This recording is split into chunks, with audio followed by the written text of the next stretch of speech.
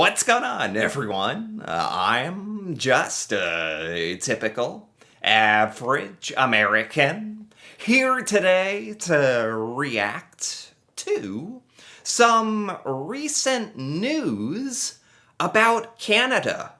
So, from what I understand, you guys just had the Canada EU summit?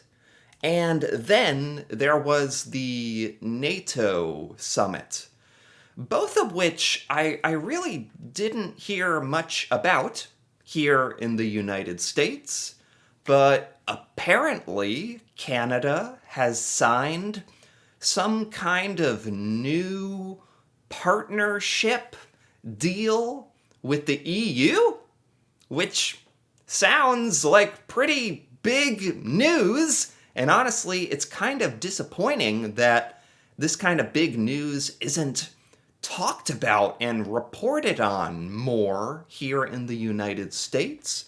But anyway, meanwhile, while all this is happening here in America, I guess we're just kind of sitting around on our butts, waiting for every other country to come begging to make a deal, right? That's what we're doing. So far, that was the grand plan, right? Everyone's just gonna come groveling to make a deal with the United States, so we'll stop with the tariff stuff, or not even stop. At this point, it's just like how bad the United States is just like, all right, if you come to make a phone call, call us up, and we'll tell you how bad the tariffs are gonna be. So yeah, and then you'll get the honor of doing business with the United States. Well, so far, it's been a couple months now. It's been a while. I think like 2 countries have made a deal, like the UK, China. I think the Vietnam just is kind of maybe make it 3 countries out of the whole world. So yeah.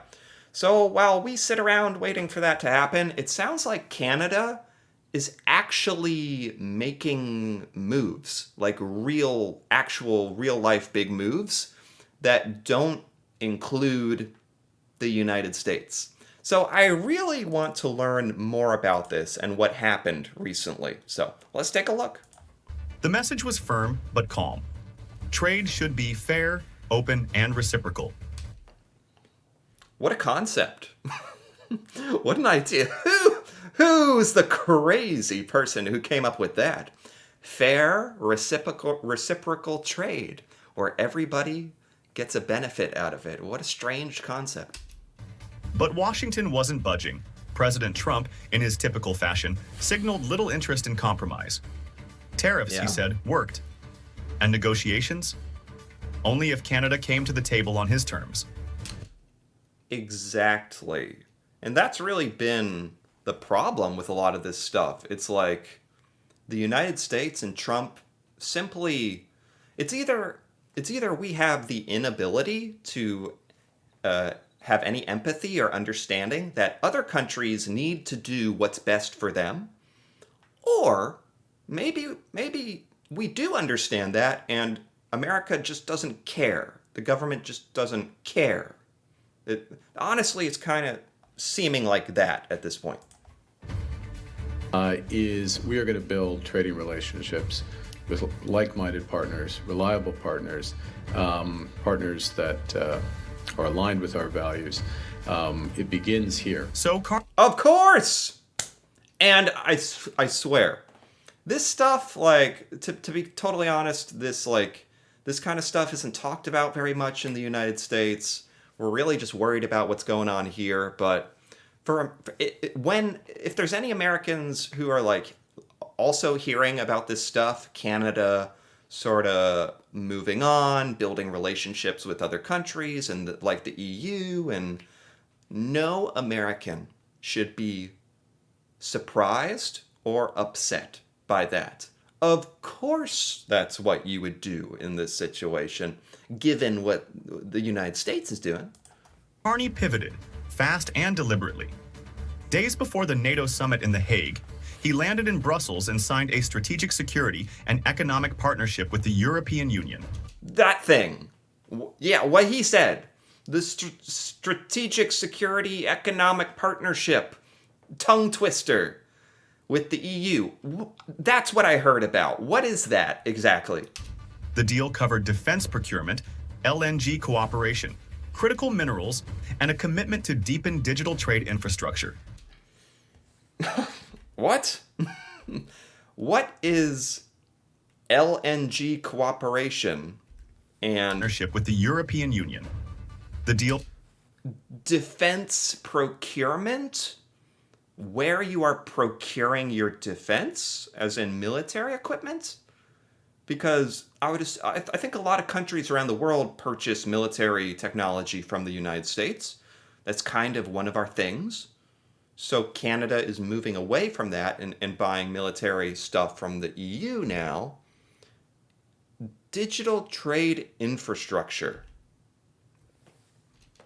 Digital trade infrastructure. I wish they would get a little more specific on what that means exactly. Bill covered defense procurement, LNG cooperation, critical minerals, and a commitment to deepen digital trade infrastructure. Okay. For Canada, it wasn't just a show of independence. It was a structural move to diversify away from the American orbit. Absolutely. The partnership includes aligning Canada's industrial policy with that of Europe, working on new nuclear energy agreements, and developing rare earth supply chains together. Whoa. Wow, new supply. I mean, yeah, like I said, I'm surprised by this stuff, but it's not like I don't understand, like, why. It's just, like, unfortunate to hear, especially from, like, an American's point of view, like me, that Canada is literally in the process right now of renegotiating and redesigning all of the supply chains and, like, all of those things, all those trade and supply infrastructure that bound the US and Canada together, that have been set up for years. Over the course of years, all of that is being redesigned and redone just so Canada, and this, ever since the tariffs and the 51st state stuff, ever since it began, one of the first things people were saying is, no matter what happens, Canada is going to work on not being so reliant on America. And in the last couple of months, this video included, you've just seen video after video after video, Canada, loosening its reliance on America and making all these new negotiations and partnerships in other parts of the world. It's happening. German-built submarines and expanded naval integration were also on the table. Oh, wow. At the same time, Canada pledged to meet NATO's 2% spending target and aim for 5% over the next decade. Wow. Roughly $150 billion per year, according to projections by the Canadian Department of Finance. Okay. A large part of that would be invested in domestic resilience projects, like mining, port upgrades, and infrastructure to move Canadian minerals across the Atlantic. The goal? Wow. Reduce dependence on both the US and China. Yeah. Strengthen ties with Europe. And signal to Washington that Canada isn't waiting for permission to modernize. Yeah, I mean, this is strict. Yeah. I'm biased. Of course I'm biased, because this is all bad for America. But I'm not a moron, at least. Some of the time, I'm not a moron. So I understand Canada is just... The future is looking bright for Canada, and Canada seems to be doing a lot of things that make a lot of sense. So, good for you guys, bad for us. In Brussels, Carney stood shoulder to shoulder with EU leaders, echoing shared values: open trade, defense cooperation, rule of law. The optics were unmistakable. Back in Washington, officials didn't say much. But for those watching closely, the silence said it all. It's Washington doesn't say much. I feel like what the American news doesn't get into this kind of detail, the American news doesn't want to talk about, like, how America is really losing a huge loss in reputation. Let's be honest about that. Like, the American reputation as a country has gone straight down. People don't want to do business with us. Or it sounds like some countries will end up doing business with us just because there's trade and money to be made. But the world will never trust the United States in the same way again. That's what I mean by damage to America's reputation. Like, and this is all stuff like that just is not really talked about in America. Like, we're just pretending it's not happening or something, which is really dumb. The Canada-EU deal wasn't a spontaneous reaction. It was months in the making, but its timing, just weeks before the US-Canada trade deadline, was no coincidence. As Carney tightened ties with Brussels, Trump doubled down on his tariff campaign. Yeah. No mention of exemptions, no movement on steel or energy, just more pressure. Seriously, like, it's so ridiculous. I know some people say Trump is supposed to be like this business mastermind, trade genius. There just seems to be, and I'll be honest, I certainly don't know a lot about this kind of stuff, but with a lot of this stuff, I just tend to go off of common sense, which, I don't know, maybe if you're like running governments and you've been in politics for so long and you lose sight of just what normal people think. But as a normal person, it's just like so obvious how a lot of these things that America is doing to make deals and force people to come to terms with everything we want. Like, I don't know, it just doesn't seem to be working, and it doesn't seem to be a good strategy. And even if it does work, even if we're able to bully other countries into making bad deals, like, it's just damaging America's reputation. I keep coming back to that, America's reputation, because I'm convinced we haven't even seen the full repercussions of that yet. But anyway, that's just, at the end of the day, this is all just one random American guy's opinion. So there you go. But for Ottawa, this wasn't about retaliating with rhetoric. It was about reshaping the map. And while Washington may have underestimated Carney's quiet resolve, the next few weeks would test that strategy, day by day. Because in 30 days, the clock would run out. I think this video was made before the Trump said he was ending all trade negotiations with Canada. And then, like, 3 days later, we are now back to negotiating with Canada. It's like it never happened. So I guess it's not even really worth mentioning. It's like it never happened. Did you pick the 2029 review because Donald Trump will be out of office? Will he be out of office? Oh, in January. I didn't yes. realize that. Okay. What? Look, it's a natural time to review. We'll have enough information at that point. What? What? What is this? What's being reviewed in 2029? Like, is NATO doing something? Like, is Carney purposefully doing something intentionally planned after Trump, his term ends in 2029? Is that... Wait, what is this? That's literally Carney saying, like, out loud, yeah, I really can't wait for Trump to be out of office so we can do XYZ. Is that what's going on here? This June, President Trump stood at the NATO summit and claimed a major win. He had pushed America's allies to raise their defense spending to 5% of GDP, and they agreed. Okay. It was the kind of stage Trump thrives on, bold, loud, and all eyes on him. I did hear something about that, and now it makes sense, because it's like what Trump considered his big victory, getting everyone to raise the spending. Okay. But while the spotlight stayed on Washington, something else happened. Canada, led by Prime Minister Mark Carney, quietly charted a different path. Not through confrontation, but through alignment. Huh? And it could reshape North America's economic future. What? To have maximum spillovers, like benefits in Canada of that spending to get jobs and others. What happened? Trump entered the NATO summit with a singular message: pay up. Under his pressure, member states agreed to raise defense spending from the long-standing 2% benchmark to 5% of GDP by 2035. Okay. It was the headline he wanted. It echoed across U.S. news cycles. He framed it as a victory for American leadership and his own deal-making skills.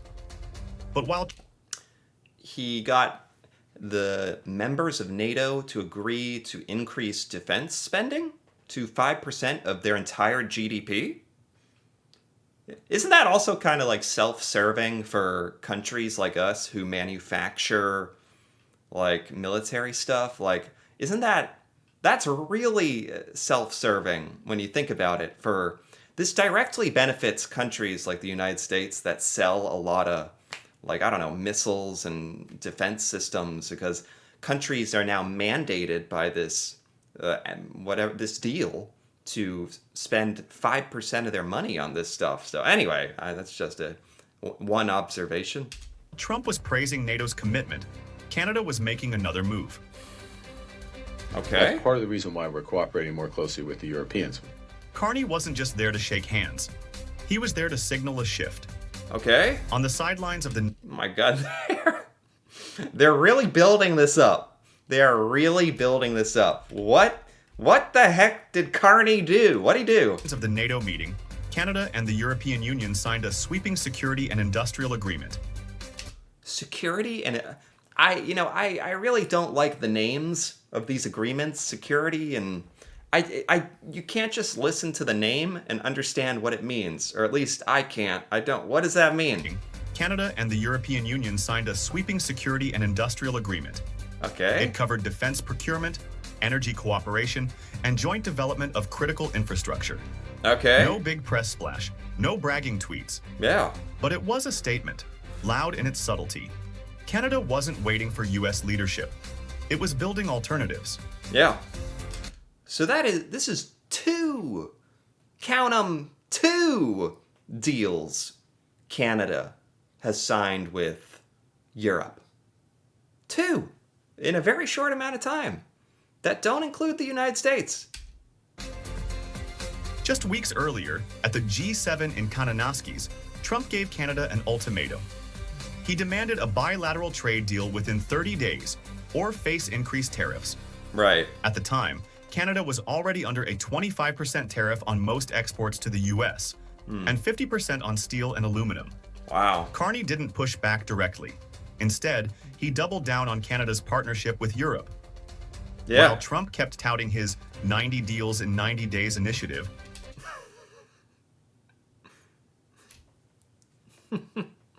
That's it. Perfect example. The 90 deals in 90 days. So far, it's been like the 3 deals in 48 days or whatever. It's falling a little short there. Canada quietly signed a strategic pact with the EU, locking in military and industrial cooperation. Wow. Meanwhile, the US-Canada deal? Still nowhere near finished. No. By late June, only 2 frameworks had been signed under Trump's tariff blitz, one with the UK and one with China. Right. And now maybe Taiwan. And that's it. And Canada, America's largest trading partner, was already warning it could escalate retaliatory tariffs by mid-July if talks failed. Trump may have been trying to corner. It's just so aggressive. It's so needless. When I hear about the details of these trade talks, these are not even trade talks. It's literally just America threatening Canada over and over again, saying, you will make a deal with us. You will like it. It will be better for America. And it will happen in the next 30 days, or we will increase all tariffs. Like, geez, like what?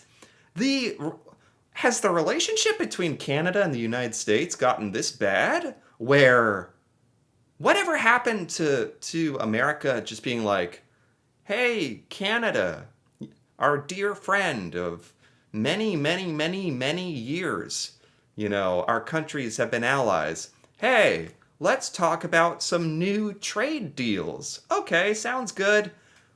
Whatever happened to that? Why is it all got to be why is it all got to be threats now? Like what? Trying to corner Canada at the G7. But Carney turned that pressure into leverage and made Washington look isolated. Do you feel more comfortable in Brussels than in Washington? A few days later, at the EU-Canada summit in Brussels, the contrast grew sharper. During a joint press event, Carney was asked a loaded question, whether he felt more comfortable in Brussels than in Washington. He answered, I did not see this. Somebody asked him that? Do you feel more comfortable in Brussels or America? What kind of question is that?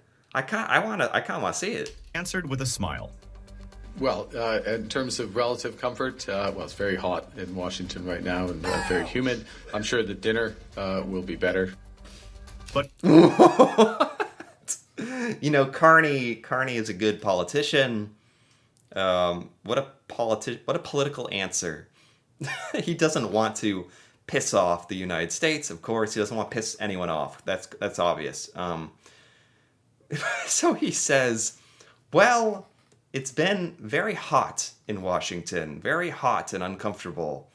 Like, temperature-wise? But that's a roundabout way of saying, like, he's not comfortable in Washington. He's not enjoying it, which of course he's not. Like that but that's like the way he figured out how to say it in a diplomatic way, I guess. But his message was clear. Canada and Europe, he said, share values on labor rights, sustainability, and defending democracy, especially in Ukraine. He highlighted Europe's 18th sanctions package against Russia, which Canada supported with its own financial sanctions and military aid. Okay. He confirmed Canada would join the EU-led Ukraine Reconstruction Conference and had just approved new arms shipments to Kyiv.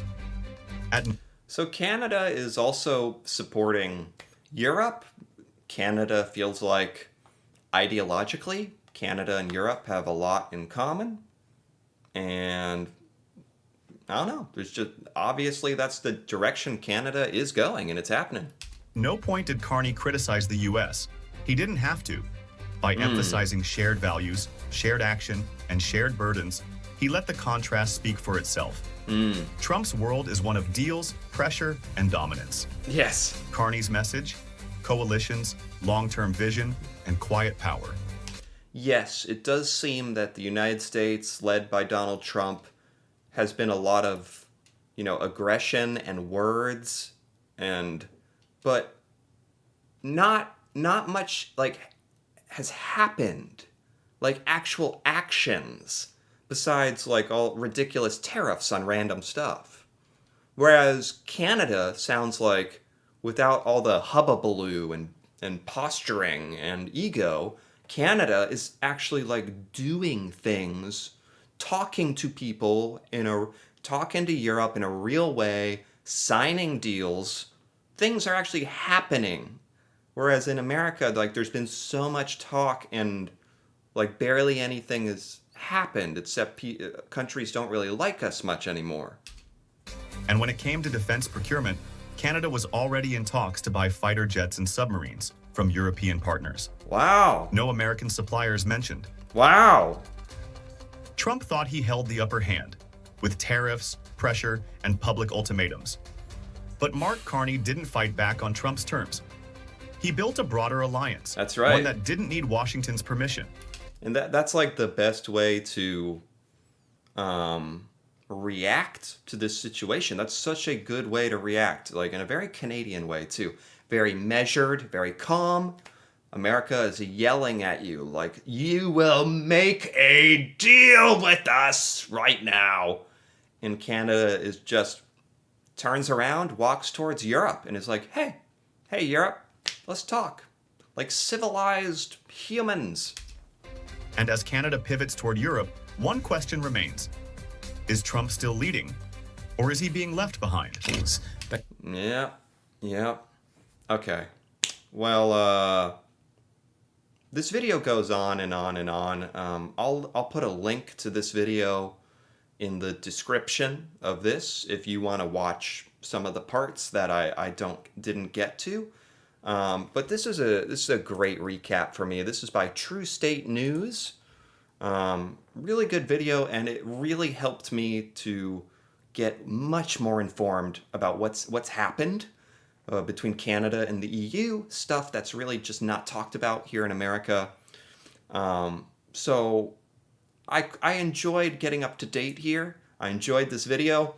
I feel sad and depressed for America, and I feel bad for the relationship between Canada and America, and that this is the way it has to be because of, and it's totally self-inflicted. It's totally that, the United States, we did this to ourselves. That's unfortunate. It's also unfortunate.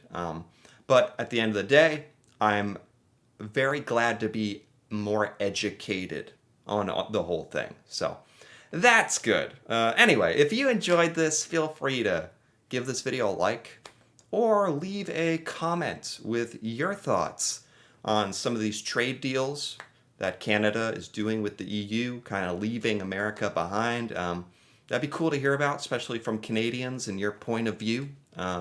If you're interested in more videos like this, me reacting to Canada and learning about Canadian culture, seeing Canadian things I've never seen, feel free to subscribe for more. And until then, thanks for watching, and see you next time.